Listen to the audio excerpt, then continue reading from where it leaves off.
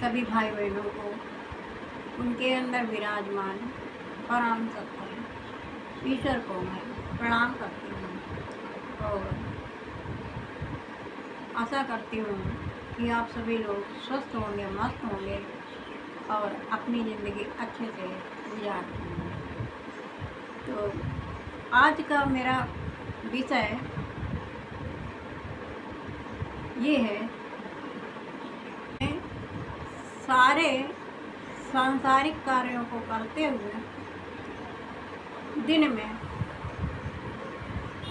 2.5 घंटे का समय, 24 घंटे में 2.5 घंटे का समय प्रभु के चरणों में ज़रूर समर्पित करें। इससे हिसाब किताब का बैलेंस बराबर बना रहता है और हमको अलग से कुछ करने की आवश्यकता नहीं होती। यही सब हैं जो संत लोग हैं, उन लोगों ने ये प्रावधान बनाया है कि 24 घंटे में 2.5 घंटे का समय साधना या ईश्वर की प्राप्ति में लगाया जाए, जिससे कि ये भी कार्य समान रूप से चलता रहे। इसके लिए अलग से कोई विशेष समय की ज़रूरत नहीं होती है। और जैसे हमारे दैनिक कार्य होते हैं, सुबह का उठना, नहाना धोना, नाश्ता, ड्यूटी जाना, उसके बाद फिर आकर के अपना खाना पीना, बच्चों के साथ घर गृहस्थी में लगे रहना, तो ये सब तो रोज़ का ही एक नियम हो गया है और चलता ही रहता है। इस आधार पर उन्होंने ये भी नियम बना दिया कि इसके चलते हुए ये भी नियम चलता रहे। आप लोगों को ये पालन करना चाहिए, जो कि बहुत ही ज़रूरी है। जो हमारे आध्यात्मिक सफ़र में चल रहे हैं, उनको यही शिकायत रहती है कि हमारे पास समय नहीं है, हम ध्यान भजन पूजा कैसे करें और कैसे ईश्वर को प्राप्त करें। इतना अगर हम धन नहीं कमाएंगे तो परिवार कैसे चलेगा। इन सारे क्वेश्चनों का जवाब यही है कि बहुत सी आध्यात्मिक विधियां हैं जिनसे ईश्वर को पाया जा सकता है, लेकिन उसको पहचानने की या करने की बहुत सरल विधि है। उन विधियों को अगर आप अपने जीवन में थोड़ा थोड़ा उतारते रहें तो आप बहुत ही आसान तरीके से परमेश्वर ईश्वर को प्राप्त कर सकते हैं, क्योंकि हम उस अविनाशी परम सत्ता के एक अंश हैं और ये अंश उसी परम सत्ता में जाकर के मिल जाता है। जैसे सागर की एक बूंद सागर में मिल जाती है, नदियों का जल है सागर में मिल जाता है, और सारे गंगा यमुना सरस्वती सारा जल सब समुद्र में समा जाता है। समुद्र किसी में नहीं समाता। उसी तरह से ईश्वर समुद्र के समान ही है, क्योंकि वो ईश्वर की कभी तुलना नहीं की जा सकती है, क्योंकि ईश्वर की तुलना अतुलनीय है। लेकिन फिर भी एक उदाहरण के रूप में आपको हमने बताया कि आप लोग जो हैं ईश्वर का ही अंश हैं और सब में विराजमान प्रभु के ही अंश विराजमान है। इसलिए जो भी प्राणी हैं सब में ईश्वर को ही देखें। ईश्वर को अगर आप देखेंगे कि उसके अंदर भी ईश्वर वही है, वही खून है, वही हड्डी है, वही मांस मज्जा है, वैसा ही उसका भी शरीर है। नाम के द्वारा सिर्फ हमें पहचान मिलती है। तो ये नाम तो हम लोगों के रखे हुए हैं। ईश्वर के यहाँ कोई भेदभाव नहीं है, गोरा हो काला हो कोई भी हो, सबका एक ही रूप, एक ही रंग, एक ही ईश्वर के अंश से सभी के अंदर उस परमात्मा, वो परमात्मा विराजमान है। वो परम सत्ता ही कार्य कर रही है, जो कि हमारे दैनिक कार्य, सभी कार्य, दुख सुनने का, आँखों से देखने का, मुंह से बोलने का, ये सारे कार्य अपने आप ही होते हैं। अगर हम एक अंग का मूल्यांकन करें कि हमारा एक हाथ ही कितने का हुआ, तो आप समझ सकते हैं कि करोड़ों भी इसके आगे फेल हैं, या करोड़ों रुपए भी इसके सामने कुछ नहीं है। इसलिए जो इस ईश्वर ने हमको इतना सुंदर महल दिया है, ये मंदिर दिया है, इस मंदिर से ये चलता फिरता मंदिर है, और हरि इसी के अंदर है, तो वो परमात्मा इसी के अंदर विराजमान है, सिर्फ हमको दिखाई नहीं देता है, क्योंकि हम महसूस नहीं करते हैं। संसार में इस तरह से फंसे हुए हैं, इस तरह से ही हम इस संसार में समाये हुए हैं कि हमको इतना भी टाइम नहीं है कि हम अपने बारे में सोच सकें, हम अपने बारे में जान सकें, हम अपने ऊपर थोड़ा सा ध्यान दे सकें। सिर्फ हर खाना खाने का भी टाइम नहीं मिलता है आप लोगों को। कभी कभी जो है खाना भी मिस करना पड़ता है दौड़ भाग के चक्कर में, माया के चक्कर में। लेकिन ये माया क्या है, ये ठगनी है, ये ठगती है, और हमको ये जहाँ के तहाँ पड़े रह जाते हैं। सारा संसार इसी में आवाभागी में जुटा है कि भागम भागो, भाग फिर जाएंगे कहाँ। जिस तरह से कोयू का बैल होता है, उतने में ही ऐसे करके नाचता रहता है, उसी तरह से हम लोग भी नाचम नाच लगाए हैं, और 84 के चक्कर में पड़े हुए हैं। कुछ नहीं होना है, इससे पाना है तो थोड़ा अपने में ध्यान लगाओ, 10 मिनट के लिए ही सही। अपने आप को तो जानो कि हम किस लिए आए हैं, हमारा यहाँ पे क्या कार्य है, हमें क्यों भेजा गया है। हमको कमाने खाने और भोग विलास में अपना जीवन व्यतीत करने के लिए थोड़ी भेजा गया है। हमको तो यहाँ पे हम इसलिए आए हैं कि अपने उस लक्ष्य को पूरा कर सकें, उस उद्देश्य को पूरा कर सकें, उस परम सत्ता से प्यार कर सकें, उस परम परमेश्वर से हम अपना नेह लगा सकें। लेकिन हमको इतना ज्ञान ही नहीं रहता, इतना ध्यान ही नहीं रहता, हम इतना सोच ही नहीं पाते हैं कि इतनी भागम भाग ज़िंदगी में, इतनी दौड़ भाग में, इतने जो है सांसारिक उलझनों में इंसान इस तरह से फंसा रहता है कि उसको ये ज्ञान ही नहीं मिलता है। और जब भी वो मंदिर जाएगा तो स्वार्थ के लिए जाएगा। भगवान जब उसको बहुत परेशानी होगी वो थोड़ा सा टाइम निकाल के मंदिर 10 मिनट के लिए जाएगा, उसमें इतनी सारी फरमाइशें रख देते हैं कि टीचर भी सोचते हैं कि अगर इसके पास ये प्रॉब्लम ना होती तो ये कभी मेरे मंदिर में नहीं आता, कभी हमसे हाथ जोड़ के प्रार्थना करने नहीं आती, क्योंकि इसके पास टाइम ही नहीं है। किसी के भी पास टाइम नहीं है, टाइम निकालते हैं तो अपनी समस्याओं का हल लेने जाते हैं, वहाँ कुछ मांगने जाते हैं। कभी आपने सोचा है कि कभी आप ऐसे ही गए हैं मंदिर में भगवान के सिर्फ दर्शन करने के लिए कि प्रभु आपका धन्यवाद करने आए हैं, आपका शुक्राना करने आए हैं, आपका क्योंकि आपने हमें इतना अच्छा शरीर दिया है, इतना अच्छा घर दिया है, इतना प्यारा सा संसार में रहने के लिए हर चीज़ दी है, सूरज चाँद सितारे बाग बगीचे पर्वत नदियाँ पहाड़, क्या नहीं है। ध्यान से देखो तो इनमें ही खुशियाँ हैं, इनमें ही जो है बड़ा परम शांति की प्राप्त होती है। जरा इसमें ध्यान करके इसमें डूब के देखो तो क्या बात है, क्या जीवन है, क्या सब कुछ तो दिया है, लेकिन उसका शुक्राना कहाँ करते हैं, उसका शुक्राना कहाँ करते हैं।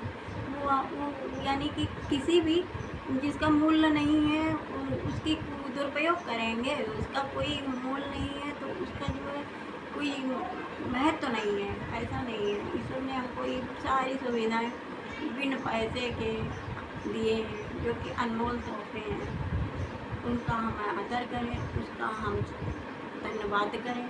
रोज़ सुबह उठ करके प्रभु का परमात्मा का धन्यवाद जरूर करना चाहिए। कि ये सांसें हैं कब चली जाएं, कब ये सांसें बंद हो जाएं, इसमें उम्र का कोई हिसाब नहीं रहता है, इसमें पल क्षण का कोई हिसाब नहीं रहता है। अभी हम बैठे हैं, अभी बाहर निकले, कोई प्रॉब्लम क्रिएट हो गई, सांसें रुक गई, शरीर छूट गया। तो शरीर तो ये छूटना है ही है, आज नहीं तो कल जाना ही है। लेकिन जो हमको हमारा परम उद्देश्य है, जो हमारा यहाँ पर जिस लिए हम लोग आए हैं, वो तो नहीं भूलना चाहिए।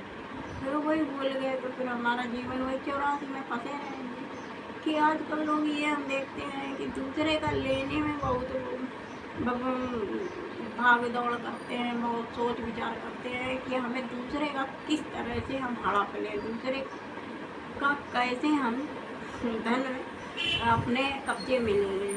और जबकि आध्यात्मिक रूप से देखा जाए तो किसी का एक गिलास पानी भी अगर हम लेते हैं या पीते हैं, उसका भी मोल हमको चुकाना पड़ता है, उसकी भी कीमत हमको चुकानी पड़ती है। तो जब हमें इतना कीमत हर चीज़ की चुकानी पड़ती है, तो हमारी सोच कैसी होनी चाहिए, हमारा व्यवहार कैसा होना चाहिए, हमारा उद्देश्य कैसा होना चाहिए, और हम अपने बच्चों को क्या सिखाएंगे। कि अगर हम हैं, कभी कभी हम देखते हैं कि फ़ोन पे लोग कह देंगे घर में बैठे हैं, और बोल देंगे कि हम घर पे नहीं हैं, बच्चे से कह दो हाँ कि हम घर पे नहीं हैं। तो बच्चे को झूठ सिखा रहे हो, यही संस्कार दे रहे हो। वो आगे चल के क्या कहेगा कि हमारे पिताजी इस तरह से झूठ बोलते तो हम भी बोलेंगे। तो अपने बच्चे को इस तरह से संस्कार बना दें। झूठ मूठ के जो है थोड़े से, अगर ये उसका तो अभी ये कच्चा गला है, अगर इसी तरह से उसको ये संस्कार मिलते रहे, कोई चीज़ बच्चा कहीं से स्कूल से पेंसिल कापी किताब कुछ उठा लाया, आपने रख लिया और उसको डांटा नहीं, तो वो दूसरे दिन और लेकर आएगा, तीसरे दिन और लेकर आएगा। तो उसके आदतें और संस्कार सभी उसके खराब होते हैं। तुरंत उसको मना करो, क्योंकि ये अच्छे संस्कार नहीं है किसी की चीज़ को रख लेना, किसी चीज़ को, और उससे वो आज छोटी गलती कर रहा कर वो बड़ी गलती करेगा। क्योंकि एक बच्चा था, उसकी माँ उसको नहीं रोका, और वो स्कूल से ही इसी तरह से उसने शुरुआत की थी। पेंसिल ले आता था, बच्चों की रबड़ कापी किताबें जो भी उसको समझ में आती थी हम डाल आता था उसके। तो उसकी माँ ने कभी नहीं रोका और उसको ऐसे बराबर जो है वो लाता रहा। फिर धीरे धीरे दूसरों की का जब थोड़ा बड़ा हुआ तो दूसरों का काम करने लगा, वहाँ से थोड़ी चीज़ें गायब करके लाता रहा। फिर उसे आदत जैसी पड़ गई, उसने जो है बड़ी बड़ी चोरियाँ करनी शुरू कर दी। और जब एक बार वो पकड़ा गया, उसको फांसी की सज़ा हुई। फिर उसको फांसी की सज़ा सुनवाई जा रही थी, तो उससे ये पूछा गया कि भैया ये बताओ कि आप आखिरी समय में किससे मिलना चाहोगे। उसने कहा कि हम अपनी माँ से मिलना चाहेंगे। तो उसकी माँ सामने आई, जैसे उसकी सामने आई माँ, उसने उसकी जो है नाक काट ली। तो उसे सभी लोग हैरत में रह गए कि इसने ऐसा क्या किया, ऐसा क्यों किया। तो उसने कहा इसी ने ही मेरा ये हाल किया है। इस औरत ने अगर उसी दिन जब हम पेंसिल स्कूल से ला कर के आए थे और उस पेंसिल के लिए इसने हमको रोका होता, तो आज ही हमारा ये जो है हाल ना हुआ होता। हम भी अच्छे बच्चे बन करके अपना ईमानदारी से कमा खा रहे होते। लेकिन बच्चे को तो अकल नहीं होती है, वो तो कच्चा भरा होता है। और हम लोग तो समझदार होते हैं, हमारे अंदर तो बुद्धि होती है, तो कम से कम जो उसको इससे संस्कार मत दें। क्योंकि ऐसे संस्कार अगर आप देंगे तो बड़ा हो करके फिर वही संस्कार उसके पड़ जाते हैं, वो वैसे ही बन जाता है। कहने का भाव मेरा सिर्फ कुछ नहीं है कि अगर आप झूठ बोलेंगे तो बच्चे भी बोलेंगे, आप गलत करेंगे तो बच्चे भी गलत करेंगे। तो इसलिए आप लोग खुद ही समझदार हैं, आगे हम क्या कहें। बस मेरा इतना ही कहना है, ये जियो और जीने दो, खुश रहो, खुशियाँ बांटो। जो बांटोगे वही मिलेगा। धन बांटोगे धन मिलेगा, ज्ञान बांटोगे ज्ञान मिलेगा, सुख बांटोगे सुख मिलेगा। और अगर दुख बांटोगे तो दुख ही मिलेगा। सारा ऐसा चक्कर चलता है, घूम घूम घूम घूम, पृथ्वी गोल गोल घूमती है, ये जीवन सारा ऐसे गोल गोल घूमता है। सारे जने कितने जन्मों से हम लोग इसी तरह से रोज जन्म लेते हैं। कोई किसी का बाप बना, कोई किसी का बेटा बना, कोई किसी का भाई बना, कोई किसी का पति बना। लौट जन्म में फिर वही कर्म बंधन के चक्कर में आकर के फिर वही लेन देन के चक्कर में पड़ के फंसते चले जाते हैं। ऐसे जकड़ जाते हैं जैसे मकड़ी का जल, जिससे छूटना बहुत मुश्किल है। इसीलिए प्यारे बंधुओं, प्यारे भाइयों, प्यारी बहनों, मेरा आपसे सिर्फ इतनी ही विनती है हाथ जोड़कर कि अपने जीवन को इस तरह से मत गंवाओ। क्योंकि रोज सुबह उठ कर के बस यही है कि धन कमाने के चक्कर में और दुनिया की झंझटों में इस तरह से फंस जाते हैं कि आगे कुछ सोच ही नहीं पाते हैं। गोल गोल फिर घूमते ही रहेंगे और कुछ भी नहीं हो सकता है। जीवन का मतलब इतना ही है कि अगर हम अपना भला चाहते हैं तो अपने विचारों को, अपने खान पान को, अपने जीवन को बहुत ही सादगी से और बहुत ही अच्छे व्यवहार के साथ में, सदाचार के साथ में, जिसमें चोरी, झूठ, कपट, अहंकार, लालच नहीं होना चाहिए। अगर इन सब लक्षणों को आप नहीं बाहर निकालेंगे तो अच्छे गुण कहाँ से आएंगे।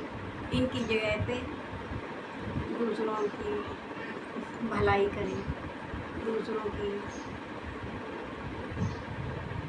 सेवा करें। अपने नहीं कहीं जा सकते हैं, अपने घर वालों की ही सेवा करें, वही बहुत है।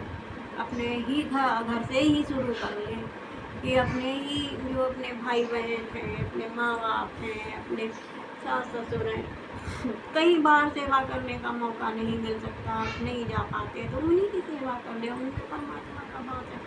और यहीं से शुरुआत करेंगे तो जब अच्छे काम करेंगे तो वो जो अंदर की निंदा है, चुगली है, वो निकल के बाहर होगी। उसके स्थान पे आप भला काम करेंगे तो भलाई का एक शुभ गुण आपके अंदर प्रवेश कर जाएगा। तो इसी तरह से अगर आप धनवान हैं तो धन दे करके किसी की रक्षा कर सकते हैं, किसी का भला कर सकते हैं। किसी को थोड़ा सा कुछ दे देंगे जो कि उसके पास नहीं है बेटी, तो उससे उसका भला हो जाएगा। तो आप चोरी ना कर करके, धन का संचय ना कर करके इस तरह से आप दान दे सकते हैं, किसी गरीब का भला कर सकते हैं कि वो भी दो रोटी संसार में आकर के खा सके। और जो उसने कभी जीवन में नहीं खाया है, नहीं पहना है, अरे कुछ नहीं तो अपने पहने हुए ही कपड़े जो कि हम लोग जो है ढेर लगाए रहते हैं, अलमारियों में भरे रहते हैं, दो कपड़े ही तो चाहिए संसार में, ज़्यादा की क्या ज़रूरत है। अगर ज़्यादा है आपके पास तो किसी भाई बहन को दे दो, उसका ही भला हो जाए। इतना आपके पास चप्पलों के अमार लगे रहते हैं, ये डिज़ाइन की फैशन की है, ये डिज़ाइन की फैशन की, रोज़ नए नए फैशन की चप्पलें आ रही हैं, रोज़ नए नए फैशन के कपड़े आ रहे हैं, रोज़ नए नए फैशन के सामान आ रहे हैं। अरे किसी गरीब को देखो, बेचारे को कभी सर ढकने के लिए, शरीर ढकने के लिए जाड़े में जूते चप्पल भी नहीं मिलते हैं, उसको ऐसे ही नंगे पैर घूमता रहता है। उसे दे दो, उसकी मदद कर दो। भगवान सब देखता है, वो सब देखता है। अगर आप किसी की मदद करेंगे तो आपकी धनदान से आपका घर भरेगा। आपका ये दुआएं किसी की खाली नहीं जाती हैं, दुआ में बहुत असर होता है। एक बार करके तो देखो, एक बार अपने आप को किसी का अच्छा करने में लगा करके तो देखो, शायद आपकी जो बुराइयां भरी हुई हैं, जो अंदर लालच भरा हुआ है, वो लालच ही छूट जाए और लालच जो चला गया तो जीवन स्वर्ग बन जाएगा। ये हमारे अवगुण जो होते हैं, इनको जब हम निकालेंगे तभी तो गुण प्रवेश करेंगे। यानी एक डब्बा भरा हुआ है, उस डब्बे में अगर हम और कुछ डालते जाएँ तो फैलता ही जाएगा। पहले उसको खाली तो करना पड़ेगा। तो जितने अवगुण हैं उनको खाली करेंगे, पहले निकाल फेंकेंगे, उसके बाद में अच्छे गुणों का संचय करेंगे। जिस तरह से हम लोग कोई भी सामान है वो सड़ गया है या ख़राब हो रहा है तो उसको निकाल के फिर डब्बा साफ करके उसमें अच्छी चीज़ों का संचय करते हैं। इसी तरह से हमारा ये शरीर है, ये मन है, इसमें अच्छे विचार, अच्छी सोच, अच्छी भावना, अच्छा व्यवहार, सब कुछ अच्छा ही अच्छा बने तो वो यहाँ से फिर अच्छा ही अच्छा निकलेगा, अच्छा ही अच्छा निकलेगा। जब अच्छा ही अच्छा सब निकलेगा तो जो भी हमारे आस पास हैं वो भी अच्छा ही अच्छा करेंगे, अच्छा ही अच्छा होगा और ईश्वर सद्बुद्धि देगा, सद्ज्ञान देगा, सद्भाव देगा, सब कर भरा तो होगा। जियो और जियो, जीवन के यही उद्देश्य होने चाहिए। तो इन्हीं सब बातों, छोटी मोटी जो ये बातें हैं जो मनुष्य जीवन के लिए बहुत ही अनमोल है, कुछ मैंने अपनी भावनाएं, अपनी सोच, अपने विचार आपके सामने प्रस्तुत किए। अगर आपको अच्छे लगे तो कमेंट करके ज़रूर बताइएगा मेरे भाई बहनों। जीवन में कुछ भी नहीं है, ये जीवन परमार्थ में लगा दो, स्वार्थ से निकलो। स्वार्थ में कुछ नहीं है, स्वार्थी तो पशु पक्षी भी होते हैं, वो उनको ज्ञान ही नहीं होता है, वो सिर्फ खाना जानते हैं और खाना जानते हैं, घूमना जानते हैं। हम लोग भी वही कर रहे हैं, खाना जानते हैं, घूमना जानते हैं और कुछ कर ही नहीं रहे हैं। तो इससे निकलो। अगर मानव चोला पाया है तो मानव रूपी मानव संसार में आकर के क्या कर सकता है, इसका कोई